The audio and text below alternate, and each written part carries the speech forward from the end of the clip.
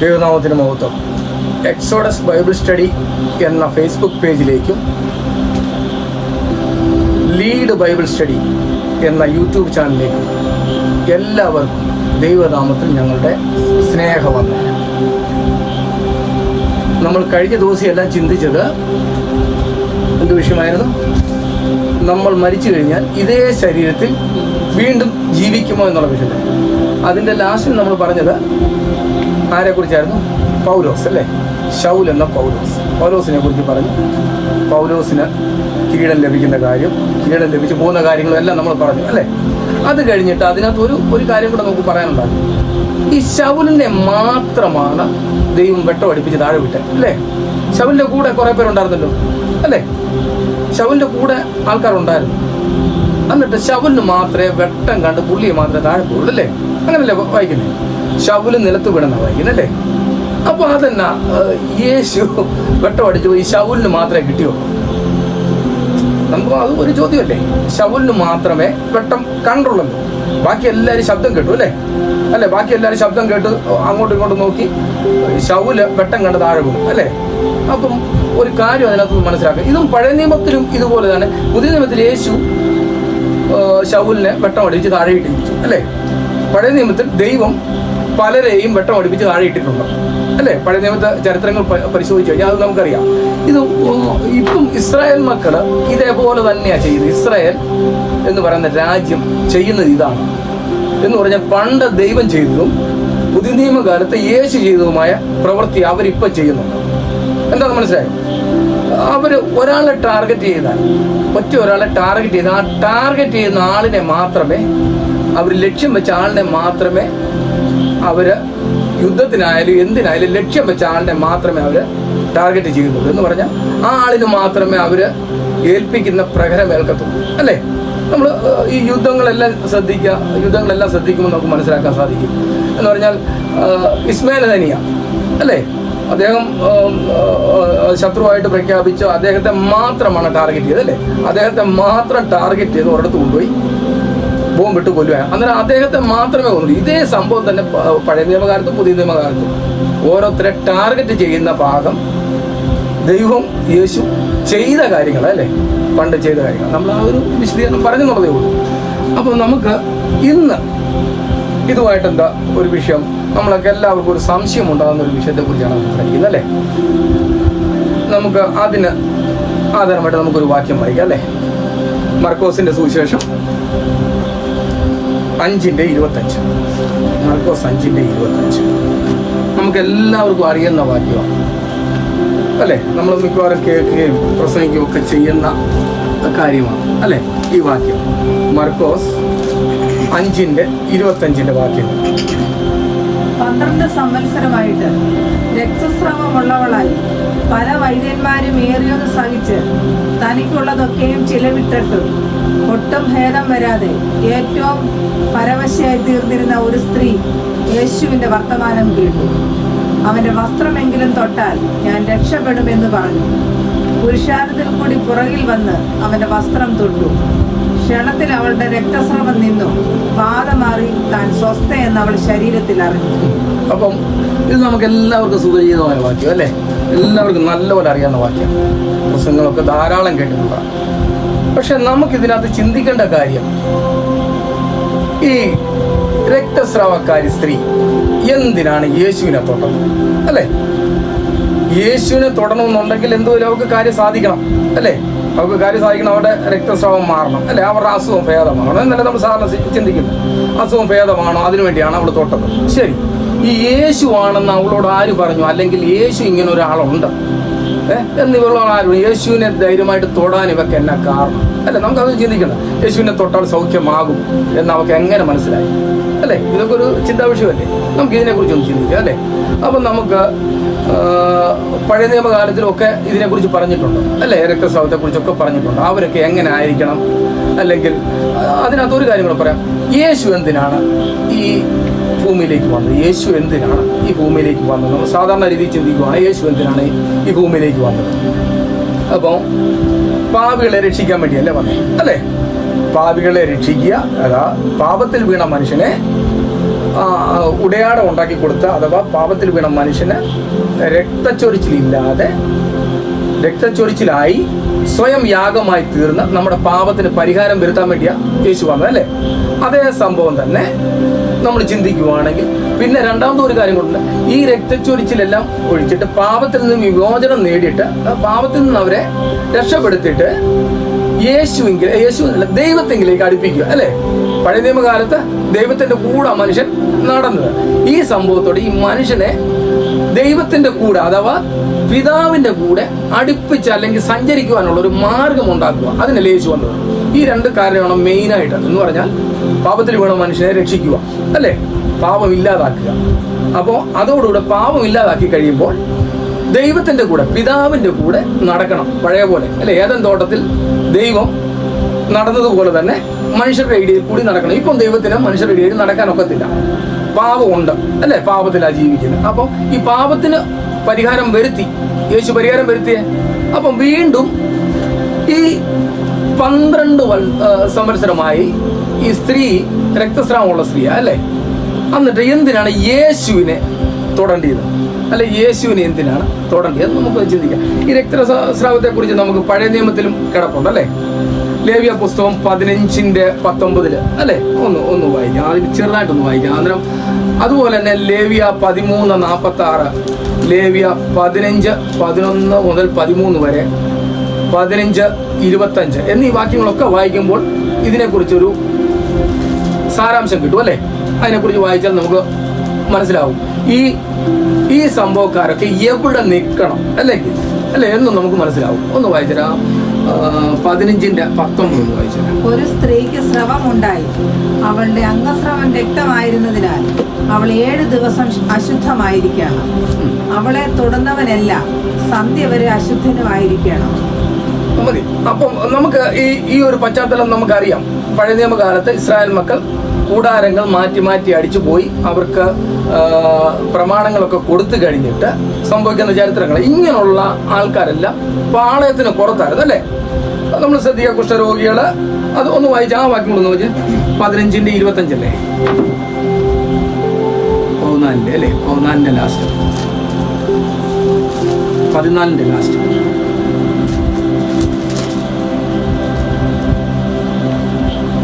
എന്നാൽ അത് ശുദ്ധമാകും.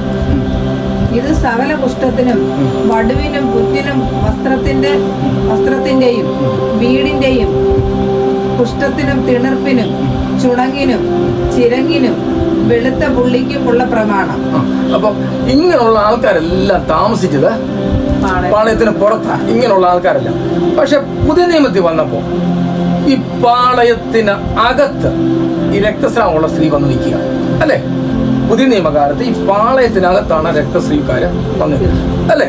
എന്ന് പറഞ്ഞാൽ പഴയ നിയമകാലത്ത് ന്യായപ്രമാണം കൊടുത്തപ്പോൾ അവരെല്ലാം പുറത്ത് നിൽക്കേണ്ടിയാ, അല്ലേ? അത് തന്നെ നമുക്കൊരു വാക്യം കൂടെ ഉണ്ട്. മോശയുടെ സഹോദരി മിരിയാം, അല്ലേ? 7 ദിവസം പാളയത്തിന് പുറത്തിരുന്നു, അല്ലേ? അത് നമുക്ക് വായിക്കേണ്ട ഒരു ഭാഗമാണ്. 7 ദിവസം പുറത്തിരുന്നു, 7 ദിവസം.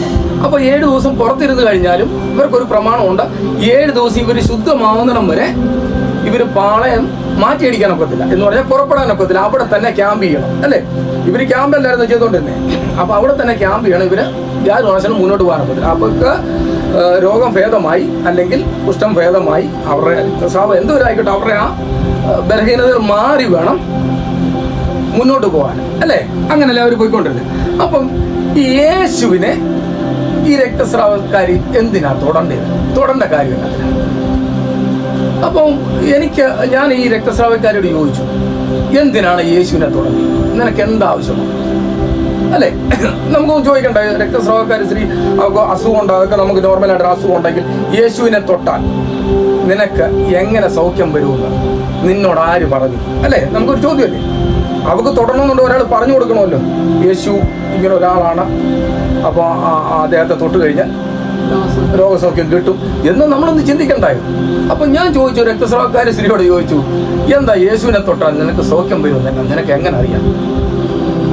അപ്പം നമ്മളെ കുറിച്ച് ഇങ്ങോട്ട് ദൈവാത്മാവ് പറഞ്ഞത് ഒരു കാര്യമല്ല. ഈ രോഗസൗഖ്യം എന്നുള്ളത് അവിടെ നിൽക്കട്ടെ, രോഗസൗഖ്യമല്ല മെയിനായിട്ട് അവിടെ.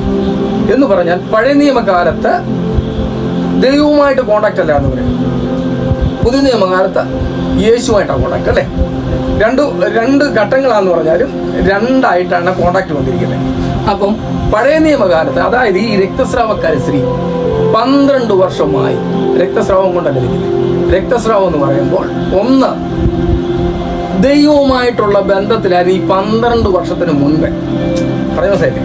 12 വർഷം എന്ന് പറയുമ്പോൾ 12 വർഷത്തിന് മുമ്പേ അവർക്ക് രക്തസ്രാവം ഇല്ലല്ലോ. നോർമലായിട്ടുള്ള സ്ത്രീയല്ലേ. 12 വർഷം കഴിഞ്ഞ ശേഷമാണ്, 12 വർഷത്തിന് ശേഷമാണ് ഇവർക്ക് രക്തസ്രാവം അല്ലെ മുഴുവനായിട്ട് ബാധിച്ചത്. അപ്പം 12 വർഷം മുൻപ് ഇവള് ദൈവത്തോട് കൂടായിരുന്നു, ദൈവത്തോട് സംസാരിക്കുമായിരുന്നു, ദൈവത്തോട് ഇടപെടുമായിരുന്നു. സംസാരം മാത്രമേ ഉള്ളൂ, ദൈവമായിട്ട് സംസാരം മാത്രമേ ഉള്ളൂ. യഹൂദനല്ല, ഇസ്രായേൽ മക്കൾ മൊത്തം ദൈവമായിട്ട് ബന്ധമുണ്ട്, യേശുവായിട്ട് ബന്ധമില്ല അല്ലേ. യേശുവായിട്ട് അംഗീകരിച്ചില്ലല്ലോ അവര്. അപ്പൊ യേശുവായിട്ട് ബന്ധമില്ലാതിരിക്കുമ്പോൾ യേശുവിനെ തൊട്ട സൗഖ്യമാവുന്ന എങ്ങനെ അവള് ചിന്തിക്കുന്നത്? യേശുവായിട്ട് യാതൊരു ബന്ധമില്ല. ഉണ്ടോ? പഴയ നിയമകാലത്ത് ആർക്കും ബന്ധമില്ല, യേശുവായിട്ട് ബന്ധമില്ല. അപ്പൊ ഈ പുതിയ നിയമകാലത്ത് വന്നപ്പോൾ പഴയ നിയമ പ്രമാണം തന്നെയല്ലേ അവരെ അനുസരിച്ചുകൊണ്ട് പോകുന്നത്. യേശു വന്നെന്ന് അവർക്ക് അറിയത്തുമില്ല, അവർ ക്രൂശിക്കുകയും ചെയ്തു. അല്ല, ഇതിപ്പം ക്രൂശിക്കുന്നതിന് മുമ്പേ ഉള്ള സംഭവമാണ്, പക്ഷെങ്കിൽ അവര് ക്രൂശിക്കുകയും ചെയ്തു. യേശു ആണെന്ന് അറിഞ്ഞിട്ടില്ലല്ലോ, അപ്പം ദൈവത്തിന്റെ പുത്രനാണെന്ന് അറിഞ്ഞിട്ടില്ലല്ലോ. അപ്പൊ ഇവര് എന്തിനാണ് യേശുവിനെ തൊടണമെന്ന്? യേശുവിനെ തൊടാൻ ഒക്കത്തില്ല. യേശുവിനെ തൊട്ടെന്ന് പറഞ്ഞാൽ യേശുവിന്റെ കൂടെ ഒത്തിരി പേരില്ലേ, ഒത്തിരി പേര് തൊട്ടാലും അല്ല കൂടെ പോയാലും അവളെ പലരെയും മുട്ടിയും ഒക്കെ ചെന്ന് തൊടാനൊക്കെ തൊടും. പക്ഷെങ്കിൽ യേശുവിനെ തൊട്ടപ്പോഴാണ് സൗഖ്യമായത്. യേശുവിനെ തൊടണമെന്ന് നിന്നോട് ആര് പറഞ്ഞു? അല്ലേ, നമുക്കൊരു ചോദ്യം. യേശുവിനെ തൊടണമെങ്കിൽ യേശു ആണെന്ന് അവർക്ക് എങ്ങനെ അറിയാം? അപ്പം എന്നോട് പറഞ്ഞത്, പഴയ നിയമകാലത്ത് ദൈവമായിട്ട് സംസാരിച്ചുകൊണ്ടിരുന്നു. ഈ രോഗമെന്ന് പറയുന്നത്, ഈ രോഗം 12 വർഷം അവൾക്ക് പിടിപ്പെട്ടു അല്ലെ. അവള് 12 വർഷമായിട്ടുള്ള രോഗമാണ്. പക്ഷെ അതിനു മുമ്പേ രോഗമില്ലായിരുന്നു എന്ന് പറഞ്ഞാൽ ഈ രോഗത്തിന്റെ അവസ്ഥ എന്ന് പറയുന്നത് 12 വർഷം മുമ്പേ ഇവിടെ ദൈവവുമായിട്ട് നല്ല കമ്മ്യൂണിക്കേഷൻ ആയിരുന്നു. പറഞ്ഞ മനസ്സിലായില്ലേ? ദൈവവുമായിട്ട് നല്ല കമ്മ്യൂണിക്കേഷൻ ആയിരുന്നു. ഇതിന്റെ മെയിനായിട്ടുള്ള വ്യാഖ്യാനം എന്ന് പറഞ്ഞാൽ ദൈവവുമായിട്ടുള്ള കമ്മ്യൂണിക്കേഷൻ ആയിരുന്നു. ഈ 12 വർഷമായിട്ട് ദൈവവുമായിട്ടുള്ള കമ്മ്യൂണിക്കേഷൻ ഇല്ല. പറഞ്ഞ മനസ്സിലായില്ലേ? ദൈവവുമായിട്ടുള്ള ബന്ധമില്ല. അതാണ് അവർ രക്തസ്രാവം എന്ന് പറഞ്ഞത്. ഈ രക്തസ്രാവം എന്നുള്ള സ്ത്രീ പാളയത്തിന് പുറത്ത് നിൽക്കേണ്ടിയാണ്. ഇതിപ്പം പാളയത്തിന്റെ അകത്താണ്, അതായത് ഇസ്രായേൽ മക്കളുടെ ഇടയിലാണ്. യേശു ശുശ്രൂഷ ചെയ്യുന്നതിന്റെ ഇടയിലല്ലേ ഇവിടെ വന്ന് നിൽക്കുന്നത്. ഒരിക്കലും നിൽക്കാൻ ഒക്കത്തില്ല. രക്തസ്രാവമുള്ള സ്ത്രീ ഒരിക്കലും ന്യായപ്രമാണം വെച്ച് ഒരിക്കലും ഇങ്ങനെ വന്ന് മുന്നേ നിൽക്കാൻ പറ്റത്തില്ല. അപ്പോൾ ഇവളെന്തിനാ മുന്നേ വന്ന് നിൽക്കുന്നത്? ഇവർക്ക് സത്യത്തിൽ രക്തസ്രാവം അല്ല എന്ന് പറഞ്ഞു കഴിഞ്ഞാൽ ബൈബിളിൽ പറഞ്ഞ രക്തസ്രാവമാണ്. രക്തസ്രാവം എന്ന് ഉദ്ദേശിക്കുന്ന മെയിനായിട്ട് അവൾ 12 വർഷത്തിന് മുമ്പ് ദൈവമായിട്ട് നല്ല കമ്മ്യൂണിക്കേഷൻ ഉള്ള ആളായിരുന്നു. എന്ന് പറഞ്ഞാൽ പഴയ നിയമകാലത്ത് ന്യായപ്രമാണം പഠിച്ചും വായിച്ചും ഉള്ള പരിചയവും അതെല്ലാം ഉണ്ടാകുന്നത് ദൈവമായിട്ടുള്ള കമ്മ്യൂണിക്കേഷൻ ഉണ്ട്. ഈ 12 വർഷമായിട്ട് ദൈവമായിട്ടുള്ള കമ്മ്യൂണിക്കേഷൻ ഇല്ല. ദൈവമായിട്ടുള്ള കമ്മ്യൂണിക്കേഷൻ ഇല്ലാതെ വന്നപ്പോൾ അവളെ രോഗം ബാധിച്ചു. എന്ന് പറഞ്ഞാൽ ദൈവമായിട്ടുള്ള ബന്ധം ഇല്ലാതിരിക്കുമ്പോൾ അസ്വസ്ഥത അവർക്ക് ജീവിതത്തിലുണ്ടായി. എന്ന് പറഞ്ഞാൽ അവരുടെ ജീവിതം പാപത്തിലായിപ്പോയി. ഇപ്പൊ ഇനി പാപം വീണ്ടെടുക്കാൻ യേശുവേ ഉള്ളൂ. അപ്പം ദൈവത്തോട് ചോദിച്ചു കഴിഞ്ഞപ്പോൾ എന്താ പറഞ്ഞെന്ന് പറയാം. ദൈവത്തോട് ചോദിച്ചു, ഞാൻ 12 വർഷമായി അങ്ങോട്ട് കൂടായിരുന്നു, അങ്ങ് സംസാരിച്ചു, എല്ലാ കാര്യങ്ങളും ചെയ്തു, പക്ഷെ എനിക്കിപ്പോൾ സംസാരിക്കാനൊക്കെ ഒന്നുമില്ല. അപ്പം ദൈവത്തിന്റെ ശബ്ദം കേട്ടു. അതായത് ഈ രക്തസ്രാവക്കാരി പറഞ്ഞത് എന്താണെന്ന് ചോദിച്ചാൽ, എൻ്റെ ഒരു മകനെ ഈ ഭൂമിയിലേക്ക് അയച്ചിട്ടുണ്ട് അല്ലേ. എൻ്റെ ഒരു മകനെ ഈ ഭൂമിയിൽ, എൻ്റെ ഫുൾ അതോറിറ്റി എന്ന് പറഞ്ഞാൽ എൻ്റെ മുഴുവൻ ശക്തിയും ഞാൻ ഒരാൾക്ക് കൊടുത്തിട്ട് ഒരാളെ അയച്ചിട്ടുണ്ട്. അവൻ്റെ അടുക്ക ചെന്ന് കഴിഞ്ഞാലേ ഇതിനുള്ള മാർഗമുള്ളൂ. എന്ന് പറഞ്ഞാൽ യേശു വന്ന എന്തിനാ? മനുഷ്യനെ വീണ്ടെടുക്കാൻ, ദൈവത്തെങ്കിലേക്ക് അടുപ്പിക്കാനും കൂടെ. അപ്പൊ ഇവക്ക് 12 വർഷമായിട്ട് യാതൊരു ബന്ധവും ഇല്ല ദൈവമായിട്ട് യാതൊരു ബന്ധമില്ലായിരുന്നു. അപ്പോൾ ദൈവത്തെങ്കിലേക്ക് അടുപ്പിക്കാൻ ഞാൻ ഒരാളെ വിട്ടിട്ടുണ്ട്. അതായത് പിതാവായ ദൈവം ഒരാളെ, എൻ്റെ പുത്രനെ വിട്ടിട്ടുണ്ട്. ആ പുത്രൻ എന്നാ ചെയ്യണം? പുത്രൻ്റെ അടുക്കൽ ചെന്ന് കഴിഞ്ഞാലേ ഉള്ളൂ ഇനി രക്ഷ. എന്ന് പറഞ്ഞാൽ നിനക്ക് പുത്രൻ്റെ അടുക്കൽ ചെന്ന് കഴിഞ്ഞാലേ ഉള്ളൂ എൻ്റെ അടുക്കലേക്ക് വരാനുള്ള വഴി, ദൈവത്തെങ്കിൽ അടുക്കലേക്ക് വരാനുള്ള വഴി. അത് 12 വർഷമായിട്ട് ഒരു കമ്മ്യൂണിക്കേഷനും ഇല്ല. അതിന് മുമ്പേ കമ്മ്യൂണിക്കേഷൻ ഉണ്ടായിരുന്നു അല്ലേ. 12 വർഷത്തിന് മുൻപേ അവള് ദൈവമായിട്ട് നല്ല കമ്മ്യൂണിക്കേഷൻ ഉണ്ടായിരുന്നു. ആ കമ്മ്യൂണിക്കേഷൻ അവിടെ നിന്നതാണ് ഈ രക്തസ്രാവം എന്ന് പറയുന്നത്. എന്ന് പറഞ്ഞാൽ ദൈവമായിട്ട് യാതൊരു ബന്ധമില്ലാത്ത അവസ്ഥ. അല്ല പിന്നെ ഇവൾ ഒരു കാരണവശാലും യേശുവിന്റെ അടുക്ക വരാൻ ഒക്കത്തില്ല. ഇവര് പാളയത്തിന്റെ പുറത്ത് നിൽക്കേണ്ടതാണ്. പഴയ നിയമകാലത്ത് പാളയത്തിന്റെ പുറത്ത് നിൽക്കണ്ടേ. അപ്പം പാളയത്തിന്റെ പുറത്ത് നിൽക്കുന്ന ആള് എന്തിനാണ് ഈ അകത്ത് വന്നത്? പാളയത്തിൽ യേശു നടക്കുന്നതിന്റെ അകത്ത് വരാൻ കാരണം. അപ്പം പരിശുദ്ധാത്മാവ് പറഞ്ഞത്, ഇവളോട് എൻ്റെ ആത്മാവ് പറഞ്ഞു, യേശു എന്നൊരാൾ വന്നിട്ടുണ്ട്, എന്നാൽ എൻ്റെ മകൻ, ഞാൻ ഒരാളെ വിട്ടിട്ടുണ്ട്, അവൻ എൻ്റെ പൂർണ്ണ അധികാരവും കൊടുത്താ വിട്ടിരിക്കുന്നത്. ഒരതിരെ പൂർണ്ണ അധികാരം, പൂർണ്ണ സ്വാതന്ത്ര്യം, എല്ലാ അവകാശങ്ങളും ഞാൻ എൻ്റെ മകനെ ഏൽപ്പിച്ചിട്ടാണ് പോകുന്നത്. അവനെ കൊടുത്തു വിട്ടിരിക്കുക. അവന് ചെയ്യേണ്ട ദൗത്യങ്ങളുണ്ട്, അവൻ ചെയ്യാനായിട്ട് ഞാൻ ഈ ഭൂമി വിട്ടിട്ടുണ്ട്. അപ്പം നിന്റെ രക്തസ്രാവമായിട്ട് നിന്റെ ഏത് പ്രശ്നമായിക്കോട്ടെ, എന്നിലേക്ക് അടുപ്പിക്കാൻ എൻ്റെ മകനെ ഞാൻ വിട്ടിട്ടുണ്ട്. അവൻ്റെ അടുക്ക ചെന്ന് കഴിഞ്ഞാലേ ഉള്ളൂ വിടുതല എന്ന് പറഞ്ഞാൽ, രക്തസ്രാവത്തിനായാലും എന്തിനായാലും വിടുതല ഇവൻ്റെ അടുക്ക ചെന്ന് കഴിഞ്ഞാൽ. അല്ലെങ്കിൽ ഇവക്ക് ഒരു കാരണവശാലും യേശുവിൻ്റെ അടുക്ക് വരാനൊക്കത്തില്ല. അപ്പോൾ യേശുവിൻ്റെ അടുക്ക വന്നു അല്ലേ, ജനത്തിൻ്റെ ഇടയിൽ കൂടെ യേശുവിൻ്റെ അടുക്കലോട്ടല്ലേ വന്നേ. ജനത്തിൻ്റെ അടുക്ക വന്നപ്പോൾ ജനങ്ങളെല്ലാം മുട്ടി. എന്നാലും അവർക്ക് അറിയത്തില്ല യേശുവിൻ്റെ എല്ലാവരും മുട്ടി കാണും. യേശുവിൻ്റെ വസ്ത്രത്തെ തൊട്ടു അല്ലെ, തൊട്ടപ്പോൾ അവർക്ക് സൗഖ്യം വന്നല്ലേ പറഞ്ഞു. അപ്പോൾ യേശു കാണുകയും ചെയ്തു അല്ലേ, എൻ്റെ ശരീരത്തിൽ നിന്ന് ശക്തി പുറപ്പെട്ടു എന്ന് അറിഞ്ഞു അല്ലേ. അപ്പോൾ ശക്തി പുറപ്പെട്ട് അറിഞ്ഞെങ്കിൽ അവന് മനസ്സിലായി പിതാവ് അയച്ചിട്ട് ഒരാൾ വന്നിട്ടുണ്ട്. അവന് 12 വർഷമായി ദൈവവുമായിട്ടുള്ള കോണ്ടാക്ട് ഇല്ല. അപ്പോൾ ദൈവമായിട്ടുള്ള കോണ്ടാക്ട് കൊടുക്കണേ എന്നെ തൊടണം. എന്നെ തൊട്ട് കഴിഞ്ഞാലേ ഉള്ളൂ എനിക്ക് സൗഖ്യം, അല്ലെങ്കിൽ വിടുതൽ കൊടുക്കാൻ ഒരാളെ ഏൽപ്പിച്ചിട്ടുണ്ട്. അവനേ ഉള്ളൂ വിടുതലിനെ പ്രാപിക്കാനായിട്ടുള്ള ആള്. അവനെ തൊട്ട് കഴിഞ്ഞാലേ നടക്കത്തുള്ളൂ. അതുകൊണ്ടാണ് ഈ സ്ത്രീ ചുരുക്കി പറഞ്ഞു കഴിഞ്ഞാൽ യേശുവിൻ്റെ അടുക്കൽ ചെന്ന് തൊട്ടത്. ചെന്നിട്ട് കാര്യമില്ലല്ലോ, തൊടണമെന്നുണ്ടെങ്കിൽ യേശു അറിയണം. യേശു അറിയണം എന്ന് പറഞ്ഞാൽ പിതാവുമായിട്ട് 12 വർഷമായിട്ട് കോണ്ടാക്ട് ഇല്ലാതിരിക്കുക. ഇവള് താണ്ട എന്നെ വന്ന് തൊട്ടപ്പോൾ ഞാൻ ഇവർക്ക് സൗഖ്യം കൊടുത്തു, വിടുതൽ കൊടുത്തു. ഇവള് യേശുമായിട്ടുള്ള കോണ്ടാക്റ്റായി, യേശുവിനുമായിട്ടുള്ള കോണ്ടാക്ട് കറക്റ്റായിട്ട് കൊടുത്തു എന്ന് പറഞ്ഞാൽ പാപത്തിന്റെ പരിഹാരമാവും വരുത്തി അവിടെ അവക്ക് എന്ന് പറഞ്ഞാൽ. ദൈവമായിട്ടുള്ള കോണ്ടാക്ട് ഇല്ല. അപ്പം ദൈവമായിട്ടുള്ള കോണ്ടാക്ട് വരുത്താനായിട്ട് കറക്റ്റായിട്ട് ദൈവം നിയോഗിച്ച ഒരാളാണ് യേശു. അതാണ് രക്തസ്രാവക്കാരി സ്ത്രീ 12 വർഷമായിട്ട് ഈ ഒരു അവസ്ഥയിൽ കഴിഞ്ഞത് എന്ന് പറഞ്ഞാൽ ദൈവവുമായിട്ടുള്ള കോണ്ടാക്ട് ഇല്ല, പാപത്തിൽ ജീവിച്ചു. രക്തസ്രാവം നമ്മളെല്ലാവരും പറയും രക്തസ്രാവം ശരിയാ, അതൊക്കെ സംഭവം കറക്റ്റാണ്. പക്ഷേ ദൈവവുമായിട്ടുള്ള കോണ്ടാക്ട് ഇല്ലാതെ 12 വർഷമായിട്ട് ജീവിച്ചു. എന്നാൽ ഇവള് രക്തസ്രാവമാണെങ്കിൽ ഒരിക്കലും യേശുവിനെ തൊടാനൊക്കത്തില്ല, മനുഷ്യന്റെ അടുക്കൽ വരാനൊക്കത്തില്ല. പാളയത്തിന് പുറത്ത് നിൽക്കേണ്ടിയ മിരിയാം അതല്ലേ. മിരിയാം ചെയ്ത് എന്തോ മോശയോടൊക്കെ ഇച്ചിരി പെറുപെറുത്തു. ആ ഒരു വകുപ്പിൽ മാത്രമാണ് മിരിയാമിനെ 7 ദിവസം വെളി തള്ളിയത് അല്ലേ. മിരിയാമിനെ 7 ദിവസം പാളയത്തിന് പുറത്ത് നിർത്തി. പുറത്താക്കി വെച്ച് എന്താ ചെയ്തു? പാളയത്തിന് പുറത്താക്കി വെച്ച് 7 ദിവസം അവർക്ക് വെയിറ്റ് ചെയ്യേണ്ടി വന്നു. ഇവളില്ലാതെ യാത്ര ചെയ്യാനൊക്കത്തില്ല. വീണ്ടും തുടർയാത്ര ചെയ്യണമെന്നുണ്ടെങ്കിൽ ക്യാമ്പ് അടിച്ചല്ലേ പോകുന്നത്. അപ്പോൾ തുടർയാത്ര ചെയ്യണമെങ്കിൽ കറക്റ്റായിട്ട് മിരിയാം വേണം. അപ്പോൾ ഇവളെയും കൊണ്ട് പോകണം അല്ലേ, എന്നാലേ കാര്യം നടക്കും. അതുകൊണ്ട് ഈ പാളയത്തിന് പുറത്തുള്ളവർ അകത്ത് വരണമെന്നുണ്ടെങ്കിൽ യേശു വരണം, യേശുവിനെ തൊടണം എന്ന് പറഞ്ഞാൽ. പാളയത്തിന് പുറത്തായിരുന്നു ഇവിടെ, പാളയത്തിന് പുറത്ത് നിൽക്കേണ്ട ആളാണ്. അതായത് ഈ രക്തസ്രാവക്കാർ പാളയത്തിന് പുറത്ത് നിൽക്കേണ്ടതാണെങ്കിൽ യേശുവിൻ്റെ അടുക്കൽ വരണമെന്നുണ്ടെങ്കിൽ, ഇവിടെ രക്തസ്രാവം മാറണമെന്നുണ്ടെങ്കിൽ, അഥവാ പാപത്തിൽ നിന്നുള്ള മോചനം വേണം. പാവമാണ് അതിനകത്ത് മെയിനായിട്ട് ഉദ്ദേശിക്കുന്നത്. 12 വർഷമായിട്ട് ദൈവമായിട്ട് ബന്ധമില്ല എന്ന് പറഞ്ഞാൽ പാപത്തിൽ ജീവിച്ചു. പഴയ നിയമകാലത്ത് നമ്മൾ നോക്കുന്നത് പാപത്തിൻ്റെ ശമ്പളമായ മരണം.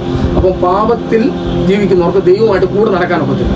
ഇവിടെ ദൈവം അയച്ച മകൻ, അതായത് യേശു ക്രിസ്തുവിൻ്റെ കൂടെ പാപികൾക്ക് നടക്കാമായിരുന്നു അല്ലേ. നടക്കത്തില്ലേ? എല്ലാവരും മനുഷ്യൻ മൊത്തം പാപികളല്ലേ. ഈ പാപത്തിന് പരിഹാരം വരുത്തി കഴിഞ്ഞാൽ പിന്നല്ലേ മാറ്റം വന്നത്. പാപത്തിന് യേശു പരിഹാരം വരുത്തി കഴിഞ്ഞാൽ പിന്നെ മാറ്റം വന്നു. അപ്പം പാപത്തിൽ ജീവിച്ച മനുഷ്യനെ രക്ഷിക്കുവാൻ യേശു വന്നത് മൂലമാണ് ഈ രക്തസ്രാവക്കാരി സ്ത്രീ പാപത്തിലായിരുന്നു 12 വർഷം ജീവിച്ചു. രക്തസ്രാവം എന്ന് പറഞ്ഞാൽ പാളയത്തിന് പുറത്ത് നിൽക്കേണ്ട. പക്ഷെങ്കിൽ ഇതിൻ്റെ അകത്ത് വരാൻ കാരണം 12 വർഷമായ പാപത്തിൽ ജീവിച്ചു. ദൈവത്തെ അറിയുന്നില്ലായിരുന്നു. ഇപ്പോൾ യേശുവിൻ്റെ അടുക്കൽ, അന്നേരം ദൈവം പറഞ്ഞത് എൻ്റെ മകനെ അയച്ചിട്ടുണ്ട്, നീ പോയി അവൻ്റെ അടുക്കൽ ചെല്ലണം. അവനെ ഇനി നിനക്ക് എൻ്റെ അടുക്കലേക്ക്, അത് പാപത്തിൽ നിന്ന് വീണ്ടെടുക്കാൻ മനുഷ്യനെ അടുപ്പിക്കാനുള്ള ദൗത്യം ഞാൻ അവനെ ഏൽപ്പിച്ചിട്ടുണ്ട്. ആ ദൗത്യം ചെയ്യണമെന്നുണ്ടെങ്കിൽ കറക്റ്റായിട്ട് യേശുവിൻ്റെ അടുക്കൽ ചെന്നാലേ നിനക്ക് രോഗസൗഖ്യം പ്രാപിക്കാൻ പറ്റും. അതാണ് അതിനകത്തെ മെയിൻ പൊരുളെന്ന് പറയുന്നത്. എന്ന് പറഞ്ഞാൽ പാപത്തിലാണ് അവൾ ജീവിച്ചത് 12 വർഷം എന്ന് പറഞ്ഞാൽ. ഈ രക്തസ്രാവം എന്ന് പറഞ്ഞാൽ ഒരു കാരണവശാലും യേശുവിൻ്റെ അടുക്കൽ ചെല്ലാൻ ഒക്കത്തില്ല. അപ്പം മനസ്സിലാക്കേണ്ട, എത്ര വലിയ പാപങ്ങളായാലും എത്ര വലിയ കുറ്റങ്ങളായാലും രോഗങ്ങൾ നമ്മൾ വേണം വിശേഷിപ്പിക്കാം അല്ലേ, രോഗങ്ങളായാലും യേശുവിൻ്റെ അടുക്കൽ ചെന്ന് കഴിഞ്ഞാൽ അതിനുള്ള പരിഹാരമുണ്ട്. ആ പരിഹാരം വരുത്തി വെച്ച് യേശു എന്താ ചെയ്യുന്നത്? തൻ്റെ പിതാവിൻ്റെ അടുക്കൽ എത്തിക്കുക എന്നുള്ള ദൗത്യം അല്ലേ. ഈ പാപം മാറ്റിയും വെച്ചു അല്ലേ. പാവം മാറ്റാനല്ലേ യേശു വന്നത്, മനുഷ്യൻ്റെ പാവം മാറ്റാം. അപ്പം പാവം മാറ്റിയും വെച്ച ദൈവത്തിൻ്റെ അടുക്കൽ എത്തിക്കാമെന്നുള്ള ഒരു പ്രോമിസോട് കൂടിയാണ് ഈ വാക്യം അവസാനിക്കുന്നത്. ആ ലാസ്റ്റ് വാക്യം ഒന്ന് വായിച്ച് എന്താ 5-ന്റെ 12 5-25 മാർക്കോസ് മകളെ, നിന്റെ വിശ്വാസം നിന്നെ രക്ഷിച്ചിരിക്കുന്നു, സമാധാനത്തോടെ പോയി ബാധ ഒഴിഞ്ഞ് സ്വസ്ഥയായിരിക്കും. അപ്പോൾ ഇത്രയും നാളും ഈ ബാധയാന്ന് പറയുന്നത് പാപത്തിലുള്ള ബാധയാണ്. യേശുവിനെ തൊട്ട് കഴിഞ്ഞപ്പോൾ ഈ പാപത്തിൽ നിന്നുള്ള ബാധ അങ്ങ് മാറി. അതാണ് അതിനകത്ത് മെയിൻ വിഷയം എന്ന് പറയുന്നത്. പാപത്തിൽ നിന്നുള്ള ബാധ അവർക്ക് മാറി. ഈ രക്തസ്രാവം എന്ന് പറഞ്ഞാൽ പാപത്തിൽ നിന്നുള്ള എന്ന് പറഞ്ഞാൽ ദൈവമായിട്ട് സംസാരിച്ചുകൊണ്ടിരുന്നവൾ 12 വർഷമായിട്ട് ദൈവമായിട്ട് സംസാരമില്ല. ദൈവമായിട്ട് അതിന് ദൈവം പറഞ്ഞത്, എൻ്റെ മകനെ ഞാൻ അയച്ചിട്ടുണ്ട്, അവൻ്റെ അടുക്കൽ ചെന്ന് അവനെ തൊടണം, വേറെ ആരും തുടരുത്.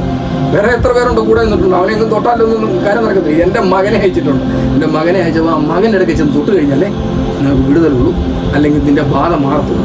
ബാധ എന്ന് പറഞ്ഞാൽ അന്തര രക്തസ്രാവം എന്ന് പറഞ്ഞാൽ ബാധ മാറി എന്നാണ് പറഞ്ഞിരിക്കുന്നത് അല്ലേ. ബാധ എന്ന് ഉദ്ദേശിക്കുന്ന മെയിനായിട്ട് നിന്റെ ജീവിതത്തിലെ പാപമാണ്. നിന്റെ ജീവിതത്തിലെ പാപമാണ് 100% പറഞ്ഞ് നിന്റെ ജീവിതത്തിലെ പാപമാണ്. ദൈവവുമായിട്ട് കമ്മ്യൂണിക്കേഷൻ, ദൈവത്തിനോട് കൂടെ നടക്കണമെന്ന് നിന്റെ പാപം ഒക്കത്തില്ല. പാപത്തെ മാറ്റാനായിട്ടാണ് ഭൂമിയിലേക്ക് യേശു വന്നത്. അപ്പം പാപം മാറ്റാൻ ഒരാളെ യേശു ഈ ഭൂമിയിലോട്ട് വന്നുകൊണ്ടാണ് ഈ രക്തസ്രാവക്കാരി സ്ത്രീ എന്ന് പറയുന്ന ആളുടെ പാപം മാറി ദൈവത്തെങ്കിലേക്ക് അടുപ്പിക്കുവാൻ ഒരു മുഖാന്തരമായത് യേശുവാണ് അല്ലേ. അതാണ് അതിനകത്ത് മെയിനായിട്ട് സ്ഥാപിക്കുന്നത് എന്ന് പറഞ്ഞാൽ പാപത്തിൽ ജീവിക്കുന്ന മനുഷ്യന് ഒറ്റ ഒരാളെ ഉള്ളൂ രക്ഷ. ആര്? യേശു മാത്രമേ ഉള്ളൂ. യേശു മാത്രം എന്ന് വെച്ചാൽ യേശു പാപത്തിൽ ജീവിച്ച മനുഷ്യനെ ദൈവത്തെങ്കിലേക്ക് അടുപ്പിക്കുക പഴയ സ്വരൂപത്തിൽ എന്ന് പറഞ്ഞാൽ ഏതൻ തോട്ടത്തിൽ എങ്ങനെയാണോ മനുഷ്യൻ ജീവിച്ച് അതേ സ്വരൂപത്തിൽ അടുപ്പിച്ച് കഴിഞ്ഞാൽ ദൈവം നമ്മളോട് കൂടെ നടക്കത്തുള്ളൂ. അപ്പം ദൈവത്തോട് കൂടെ നടക്കണമെന്നുണ്ടെങ്കിൽ ദൈവം നമ്മെ കൂടെ നടക്കാൻ ആഗ്രഹിക്കുന്നുണ്ട്. ആഗ്രഹത്തിന് ഒത്തു വരണമെന്നുണ്ടെങ്കിൽ നീ യേശുവിൻ്റെ അടുക്കൽ വന്നു കഴിഞ്ഞാൽ തൊട്ട് കഴിഞ്ഞാൽ നിനക്ക് ആ ഒരു വിടുതൽ കിട്ടത്തുള്ളൂ. അതാണ് അതിനകത്തെ സാരാംശം. പക്ഷേ ന്യായപ്രമാണ കാലത്ത് സ്രവക്കാരൻ വെള്ളം കൊണ്ട് കൈ കഴുകാതെ സ്രവമുള്ളൊരു വ്യക്തി കൈ അതായത് ആരെങ്കിലും തൊട്ടാൽ അവൻ വസ്ത്രം അലക്കി വെള്ളത്തിൽ കുളിക്കുകയും സന്ധ്യ വരെ അശുദ്ധമായിരിക്കുകയും ചെയ്യും. സാധനത്തിൽ ഇരുന്നാൽ പോലും ആ വസ്ത്രങ്ങൾ അലക്കി വിശുദ്ധിയുള്ളതാക്കി. പറയുന്നത് അവരൊരു മൺപാത്രം തൊട്ടാൽ പോലും അതിനെ ഉടച്ചു കളയണമെന്ന്. അപ്പൊ അത്രയും വലിയ സംഭവം ചെയ്ത സമയത്ത് പഴയ നിയമകാലത്ത് പുതിയ നിയമകാലത്ത് വന്നപ്പം പാളയത്തിന് പുറത്ത് നിൽക്കേണ്ട ആള് രക്തസ്രാവക്കാരി സ്ത്രീ യേശുവിനെ തൊടാൻ വരുവാ. അപ്പൊ എന്തുമാത്രം അന്നേരം ചിന്തിച്ചോണം 12 വർഷമായിട്ട് നിൽക്കുക അല്ലേ. അപ്പം തീർച്ചയായിട്ടും യേശു കുളിക്കുകയും ചെയ്യണം, എല്ലാ കാര്യങ്ങളും ചെയ്യണം അല്ലേ. ഇത് ഒരു കാര്യം അവിടെ ചെയ്യേണ്ട കാര്യം എന്ന് പറഞ്ഞാൽ 12 വർഷമായിട്ട് ദൈവവുമായിട്ട് ബന്ധമില്ലായിരുന്നു. ബന്ധിപ്പിക്കാനായിട്ട് യേശു വന്നിട്ടുണ്ട്. യേശു വന്നപ്പോൾ കുഷ്ഠം ചുണങ്ങ് വെളുത്ത പുള്ളി ചുണങ്ങ് ചിരങ്ങ് എന്നൊക്കെ പറഞ്ഞൊരു ന്യായപ്രമാണത്തിൽ അതൊരു ബാധയാണ്. പക്ഷെ ഇത് പുതിയ നിയമകാലത്ത് വരുമ്പം യേശു വിടുതൽ കൊടുത്തപ്പോ ലാസ്റ്റ് യേശു പറഞ്ഞത് ബാധ ഒഴി സ്വസം. അപ്പൊ അതൊരു ബാധ തന്നെയായിരുന്നു. നമ്മളെല്ലാം പറയുമ്പോൾ രക്തസ്രാവമായിരുന്നു 12 വർഷം രക്തസ്രാവമായിരുന്നു നമ്മൾ അങ്ങ് വ്യാഖ്യാനിക്കുകയാണ്. പക്ഷെങ്കിൽ അതിന്റെ യഥാർത്ഥ അർത്ഥം എന്ന് പറയുന്നത് 12 വർഷമായി ദൈവവുമായിട്ട് കമ്മ്യൂണിക്കേഷൻ ഇല്ലായിരുന്നു. ദൈവമായിട്ട് സംസാരം ഉണ്ടായിരുന്നു. പക്ഷെങ്കിൽ 12 വർഷമായിട്ട് 12 വർഷത്തിന് മുമ്പ് ദൈവമായിട്ട് അവർക്ക് സംസാരം ഉണ്ടായിരുന്നു, കമ്മ്യൂണിക്കേഷൻ ഉണ്ടായിരുന്നു. പക്ഷെ 12 വർഷമായിട്ട് കമ്മ്യൂണിക്കേഷൻ ഇല്ല എന്ന് പറഞ്ഞാൽ സംസാരമില്ല. കൂടെ നടക്കാനൊക്കത്തില്ല, ദൈവത്തിന് കൂടെ നടക്കാനൊക്കത്തില്ല. കൂടെ നടന്നത് പാപത്തിന്റെ കൂടെ ദൈവം വസിക്കത്തില്ല. അപ്പം പാപികളോട് ദൈവം വസിക്കത്തില്ല. അപ്പം വേണം സംസാരിക്കാം. അതല്ലേ ഇസ്രായേൽ മക്കളോട് ചെയ്ത മൊത്തം സംസാരിക്കുമല്ലായിരുന്നു. പിന്നെ ആദാമ് ഏതൻ തോട്ടത്തിൽ പുറത്താക്കിയ പിന്നെ മൊത്തം സംസാരമല്ല ചെയ്തോളൂ. അപ്പോൾ അതുപോലെ തന്നെ ഇവരെ സംരക്ഷിക്കുകയൊക്കെ ചെയ്യും. പക്ഷെങ്കിൽ ഇവരെ കൂടെ നടക്കാനൊക്കത്തില്ല. ഈ പാപം ഉള്ളത് കൊണ്ടാണ് ഈ രക്തസ്രാവക്കാരി സ്ത്രീ എന്ന് പറയുന്ന ആൾ 12 വർഷമായിട്ട് ദൈവമായിട്ട് കമ്മ്യൂണിക്കേഷൻ ഇല്ലായിരുന്നു. ഇപ്പം ദൈവമായിട്ട് കമ്മ്യൂണിക്കേഷൻ വരുത്തിയതാരാ? യേശു. അപ്പോൾ അവിടുത്തെ മെയിൻ വിഷയം എന്ത് പ്രശ്നത്തിനും എന്ത് കാര്യത്തിനും യേശുവിൻ്റെ ഇടയ്ക്ക് വന്നു കഴിഞ്ഞാലേ പ്രശ്നമുള്ളൂ എന്ന് പറഞ്ഞാൽ ഇദ്ദേഹമാണ് ഈ കമ്മ്യൂണിക്കേഷൻ വരുത്താനായിട്ടുള്ള അല്ല കൂടെ നടക്കാൻ യേശുവിൻ്റെ കൂടെ നടക്കാനായിട്ട് ഉള്ള വ്യവസ്ഥ ചെയ്യുന്നത് എന്ന് പറഞ്ഞാൽ പാപത്തിന്റെ പരിഹാരത്തിന് വേണ്ടി വന്നയാളെ യേശുവാണ്.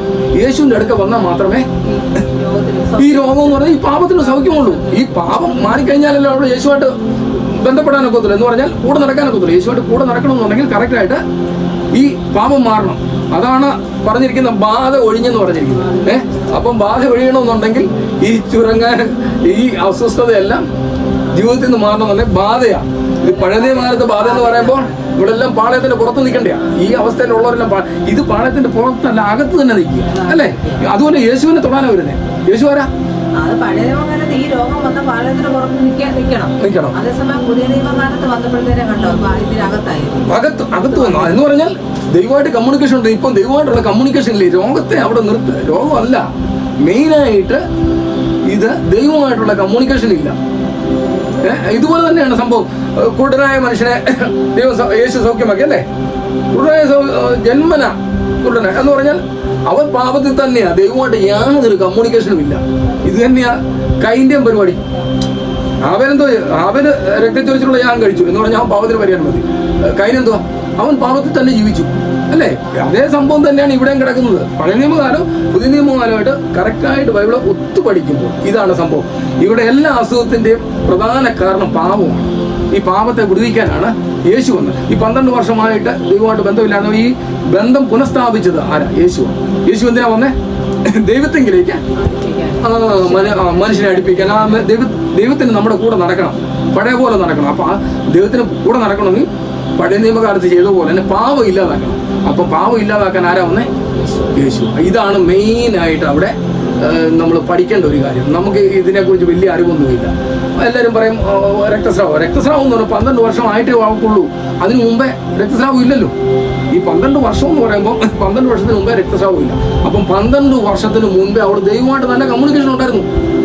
ചുരുക്കി പറഞ്ഞ ദൈവമായിട്ട് കമ്മ്യൂണിക്കേഷൻ ഉണ്ടായിരുന്നു. കമ്മ്യൂണിക്കേഷൻ ഇല്ലാതായിരുന്നപ്പോഴാണ് യേശുവിനെ അയച്ചത്. മനസ്സിലാക്കുന്നത് അവിടാണ്. യേശുവിനെ എന്തിനാ അയച്ചത്? ഈ കമ്മ്യൂണിക്കേഷൻ പുനഃസ്ഥാപിക്കുവാൻ, എന്നാൽ ദൈവത്തിന് നമ്മളോട് കൂടെ നടക്കുവാൻ വേണ്ടി യേശുവിനെ അയച്ചിരിക്കുന്നത്. അതിനുള്ള കാര്യങ്ങൾ ചെയ്യാനാണ് യേശുവിനെ അയച്ചിരിക്കുന്നത്. ഈ രക്തസ്രാവത്തിന്റെ മെയിൻ കണ്ടന്റ് എന്ന് പറയുന്നത് അവളുടെ പാപമാണ്. എന്ന് പറഞ്ഞാൽ ദൈവവുമായിട്ട് ബന്ധമില്ലാതിരുന്നു. അതാണ് അത് ബന്ധം യേശു സ്ഥാപിച്ചു കൊടുത്തവർക്ക് അല്ലേ? തൊട്ടുടനെ നിന്റെ ബാധ മാറി എന്ന് പറഞ്ഞാൽ നീ പാളയത്തിന് പുറത്ത് നിൽക്കേണ്ടവളാണ്. അത് നമ്മൾ പറയുന്നല്ലോ. മിരിയാമിന് മോശയോടെ ചെറുതായിട്ടൊന്ന് പിറുവിറുത്തേ ഉള്ളൂ അല്ലേ? മോശയോട് അവർ ചെറുതായിട്ട് പിറുവിറുത്തേ ഉള്ളൂ. അവിടെ 7 ദിവസം പാളയത്തിന് പുറത്താക്കി. അപ്പം നമ്മൾ ചിന്തിക്കേണ്ടത് ഈ പാളയത്തിന് പുറത്ത് നിൽക്കേണ്ട അവള് ഈ പാളയത്തിന്റെ അകത്തായിപ്പം നിൽക്കുന്നത് അല്ലേ? യേശുവിന്റെ അടുക്കലാണ്. യേശു എന്ന് പറയുന്നത് ദൈവപുത്രനാണ് അല്ലേ? പക്ഷെ മനുഷ്യനായിട്ടാണ് വന്നത്. അതുകൊണ്ടാണ് മനുഷ്യനായിട്ട് വന്നുകൊണ്ടാണ് അവക്ക് യേശുവിന്റെ അടുക്കൽ വസ്ത്രത്തെ തൊടാനൊത്തത്. അത് നമ്മൾ ചിന്തിക്കേണ്ട ഒരു കാര്യം. മനുഷ്യനായിട്ട് വന്നതുകൊണ്ടാണ് യേശുവിന്റെ അടുക്കൽ ഈ സ്ത്രീക്ക് വന്ന് തൊടുവാനൊത്തത്. ദൈവമായിട്ട് തന്നെ വരുവാന്ന് തൊടാനൊക്കത്തില്ല, അടുക്കാനൊക്കത്തില്ല. അതിനുള്ള വ്യവസ്ഥ കഴിഞ്ഞു. അല്ല, നമ്മൾ പഴയ നിയമത്തിൽ വായിക്കുമ്പോൾ ഉൽപ്പത്തി പുസ്തകത്തില്ല അല്ല, ദൈവം കൂടെ നടക്കുമല്ലായിരുന്നു അന്നേരം. ഇപ്പം കൂടെ നടക്കാനൊക്കത്തില്ല. അപ്പം തീർച്ചയായിട്ടും മെയിനായിട്ടുള്ള സബ്ജക്റ്റ് എന്ന് പറയുന്നത് പാപത്തിൽ 12 വർഷം അവിടെ ജീവിച്ചു. 12 വർഷത്തിൽ പാപത്തിൽ ജീവിച്ച അവിടെ പാപത്തിൽ നിന്ന് മോചിതയാക്കി ആരെ? യേശു. ഇതാണ് അവിടുത്തെ മെയിൻ കണ്ടന്റ്. ഇതിന്റെ തന്നെ പല ആവർത്തി നമ്മൾ മത്തായി സുവിശേഷം 9:20 പിന്നെ ലൂക്കോസ് 8:43 ഒക്കെ ഈ വേദഭാഗത്തിൽ ഇത് തന്നെയാണ് കാണുന്നത്. നമ്മൾ ഉദ്ദേശിക്കുന്ന മെയിനായിട്ട് പാപത്തെക്കുറിച്ചുള്ള അല്ലേ? അത് മെയിനായിട്ട് അസുഖം എന്ന് പറയുന്നത് പാപമാണ്. നമ്മൾ ഇതുപോലെ കുളക്കരയിൽ 38 വർഷമായി കിടക്കുന്നു. ഇതെല്ലാം നമ്മൾ ചിന്തിക്കുമ്പോൾ പഴയ നിയമകാലത്ത് ദൈവം കൂടെ നടന്നൊരു സംഭവമാണ്. ഇത് ഈ പാളയത്തിന് പുറത്ത് കിടക്കുന്ന വ്യക്തികളെ പാളയത്തിൻ്റെ അകത്തേക്ക് അടുപ്പിക്കുക എന്ന് പറഞ്ഞാൽ പാപത്തിൽ ജീവിച്ച മനുഷ്യനെ യേശു ദൈവത്തെങ്കിലേക്ക് തൻ്റെ പിതാവിൻ്റെ അടുക്കിലേക്ക് അടുപ്പിക്കുക എന്നുള്ള ഒറ്റ ലക്ഷ്യമാണ്. അതാണ് മെയിനായിട്ട് കണ്ടന്റ് നോക്കുന്നത്. നമ്മളെല്ലാം നോക്കിയെന്ന് പറഞ്ഞാൽ ഏതെല്ലാം അസുഖത്തിലുണ്ടോ എല്ലാം നോക്കിയെന്ന് പറഞ്ഞാൽ ഇതെല്ലാം പാപമാണ് അവിടെ മെയിനായിട്ട്. എന്തിനാണ് യേശു വന്നത്? പാപത്തിലുള്ള മനുഷ്യനെ പാപം വീണ്ടെടുത്ത് പാപത്തിൽ നിന്ന് മോചിപ്പിച്ച ദൈവമായിട്ട് കൂടെ നടത്താൻ വേണ്ടിയാണ്. അതിനുവേണ്ടിയാണ് പുത്രനെ അയച്ചത്. ദൈവമായിട്ടുള്ളൊരു ബന്ധത്തിൽ ദൈവമായിട്ട് നടക്കണം. നമ്മൾ ദൈവമായിട്ട് നടക്കണം. അതിനുള്ള ഭാവി പരിപാടികളാണ് നമ്മൾ പറഞ്ഞത്. വീണ്ടും ഇതേ ശരീരത്തിൽ തന്നെ ജീവിക്കുന്നുള്ളൂ. അപ്പം നമുക്ക് തുടർന്ന് നമുക്ക് ഈ ഭാഗങ്ങൾ ചിന്തിക്കാം അടുത്ത ദിവസങ്ങളിൽ. ഇന്നത് നമുക്ക് ഏകദേശം അതിനെക്കുറിച്ച് മനസ്സിലായില്ല. രക്തസ്രാവം എന്ന് പറയുമ്പോൾ പാവമാണ്. നമ്മൾ വലിയ വ്യാഖ്യാനമൊന്നും വേണ്ട. ഇതിനകത്ത് പാവമാണ്. 12 വർഷമായിട്ട് പാവിയായിരുന്നുള്ളത്. അതിനു മുമ്പേ ദൈവമായിട്ട് ബന്ധമുണ്ടായിരുന്നു. ഇപ്പം ബന്ധമില്ല. അപ്പം ബന്ധം സ്ഥാപിക്കാനായിട്ട് ആരാ വന്നത്? യേശു വന്നതിന്റെ കാരണം എന്നാ? പിതാവ് അയച്ചു. പിതാവ് അയച്ചുകൊണ്ടല്ലേ ഇവക്ക് മനസ്സിലായത്. എടാ, ഒരാളെ തൊട്ട് കഴിഞ്ഞാൽ ഒന്നോ വേറെ ഒരാളെ തൊടാനൊന്നും പറഞ്ഞില്ലല്ലോ. പറഞ്ഞത് എൻ്റെ ഒരു മകനെ അയച്ചിട്ടുണ്ട്. എൻ്റെ സർവ്വ അധികാരം കൊടുത്ത് അയച്ചിരിക്കുന്നു അല്ലേ? സർവ്വ അധികാരം കൊടുത്ത് അയച്ച മകനുണ്ട്. അവനെ ചെന്ന് തൊട്ട് കഴിഞ്ഞാലേ കാര്യം നടക്കും. ഇതിൻ്റെ ഇടയ്ക്ക് എന്തുവാ യുവന്മാരെല്ലാം അപ്പോസ്തലന്മാരെല്ലാം ഉണ്ട്. അവരും തൊട്ടാതൊന്നും കാര്യം നടക്കത്തില്ല. തൊടണമെങ്കിൽ യേശുവിനെ തൊടണം. എൻ്റെ മകനാണ്. ദൈവം അയച്ചിരിക്കുന്ന മകനെ തൊടണം. അതാ തൊട്ടുകൊണ്ടാണ് അവിടെ പാപത്തിന് മോചനം കിട്ടുന്നത്. മെയിനായിട്ട് പാപമാണ് അവിടെ വിശദീകരിക്കുന്നത്. പഴയ നിയമ പുറപ്പാട് പുസ്തകം, ആവർത്തന പുസ്തകം, ലേവ്യ ഇതൊക്കെ വായിച്ചു കഴിയുമ്പോൾ പാപത്തെക്കുറിച്ചാണ് ഈ കാര്യങ്ങളെല്ലാം പറഞ്ഞിരിക്കുന്നത്. ഈ രോഗസൗഖ്യം, കുഷ്ഠം, ചുണങ്ങ്, പിന്നെ രക്തസ്രാവം, ഇതിനെക്കുറിച്ചെല്ലാം പറഞ്ഞിരിക്കുന്നത് മെയിനായിട്ട് പാപമാണ്. അപ്പോൾ അത് നമ്മൾ മനസ്സിലാക്കേണ്ടത് മെയിനായിട്ട് പാപമാണ്. പാപത്തെ വീണ്ടെടുക്കാൻ യേശു വന്നു, അല്ലേ? യേശു വന്ന് പിതാവിങ്കിലേക്ക് ബന്ധം സ്ഥാപിക്കുക എന്നുള്ളത് മെയിൻ കണ്ടന്റ്. പിതാവിൻ്റെ അടുക്കലേക്ക് നമ്മളെ എത്തിക്കുക എന്നുള്ള ഒരൊറ്റ വ്യവസ്ഥയാണ്. പിതാവ് നേരത്തെ എങ്ങനെ മനുഷ്യരുടെ കൂടെ നടന്നു, അതേ കണ്ടന്റിൽ കൊണ്ട് എത്തിക്കുക എന്നുള്ളതാണ് പുത്രൻ്റെ ദൗത്യം. അപ്പോൾ ഇന്നത്തെ നമുക്ക് ദൈവവചനം ഇവിടെ വിരാമം ഇടാം. അടുത്ത ദിവസവും നമുക്ക് വീണ്ടും ദൈവവചനമായിട്ട് മരിച്ചു കഴിഞ്ഞാൽ വീണ്ടും ഇതേ ശരീരത്തിൽ ജീവിക്കുമോ എന്നുള്ള വിഷയവുമായിട്ട് വീണ്ടും വരാം. ഇതിൻ്റെ ഇടയ്ക്ക് 2-3 വിഷയങ്ങളുണ്ട്, നമുക്കത് പ്രകാരം ചിന്തിക്കാം. തിരുത്താട് ശുശ്രൂഷ, പത്രമേശ, ഇതിനെക്കുറിച്ചൊക്കെ വിശദമായിട്ട് നമുക്ക് പഴയ നിയമകാലം മുതൽ പഠിച്ചു വന്നു കഴിഞ്ഞാൽ അതിനെക്കുറിച്ചുള്ള മെയിനായിട്ടുള്ള കാര്യങ്ങൾ മനസ്സിലാക്കാം. ഇതെല്ലാം നമുക്ക് പതുക്കെ ദൈവവചനമായിട്ട് മുമ്പിൽ നീക്കും. ദൈവം എല്ലാവരെയും സഹായിക്കട്ടെ. ദൈവം നമ്മളെ അനുഗ്രഹിക്കട്ടെ. ആമേൻ.